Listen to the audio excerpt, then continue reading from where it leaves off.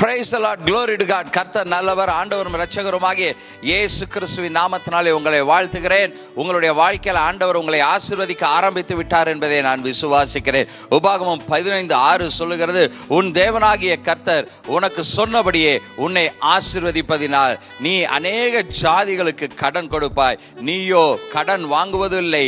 நீ அநேக ஜாதிகளை ஆளுவாய், உன்னையோ அவர்கள் ஆளுவதில்லை. ஹல்லேலூயா. இந்த வார்த்தையின்படி கர்த்தர் உங்களை ஆசீர்வதிப்பார். இன்றைக்கு அநேக கிறிஸ்தவர்கள் கடன் வாங்கி கொண்டு வேதனைப்படுகிறார். ஆண்டவர் சொல்றாரு, நீ கடன் வாங்குவதில்லை, நீ அநேக ஜாதிகளுக்கு கடன் கொடுப்பே. காரணம் என்ன தெரியுமா? உங்களுடைய குடும்ப ஆசீர்வாதத்திற்காக நீங்கள் ஜெபித்துக் கொண்டு இருக்கிறீர்கள். அவர் உங்களுக்கு சொன்னபடியே உங்களை ஆசீர்வதிப்பதினால். ஹல்லேலூயா.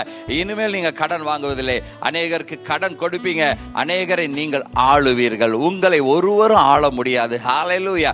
காரணம், உங்களை நடத்துகிற, உங்களை ஆசீர்வதிக்கிற தேவன் உங்களோடு கூட இருக்கிறார். கண்களை மூடி நாம் ஜெபிக்கலாம். எங்களை அதிகமாய் நேசிக்கிற எங்கள் அன்பின் ஆண்டவரே, இந்த ஆசீர்வதிக்கப்பட்ட நேரத்திலே உம்முடைய வார்த்தையின்படி ஆண்டவரே, கடனோடு வேதனையோடு பாரத்தோடு இருக்கிற உம்முடைய பிள்ளைகளை நீர் ஆசீர்வதிப்பீராக, தொடுவீராக. நீயோ இனி கடன் வாங்குவதில்லை என்று சொல்லி இருக்கிறீர்.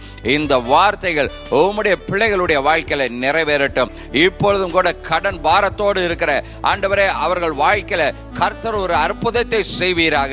அவர்களை அந்த கடன் பிரச்சனையிலிருந்து விடுவிக்கும்படியாய் இயேசுவின் நாமத்தினாலே உம்முடைய ஊழியக்காரனாய் நான் ஆசீர்வதிக்கிறேன். கர்த்தர் நீர் ஆசீர்வதிப்பீராக. இயேசுவின் நாமத்தில் ஜெபிக்கிறோம் பிதாவே.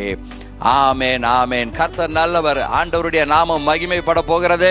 உங்களை ஆண்டவர் எல்லா கடன் பாரத்திலிருந்து விடுவிக்க போகிறார். God bless you.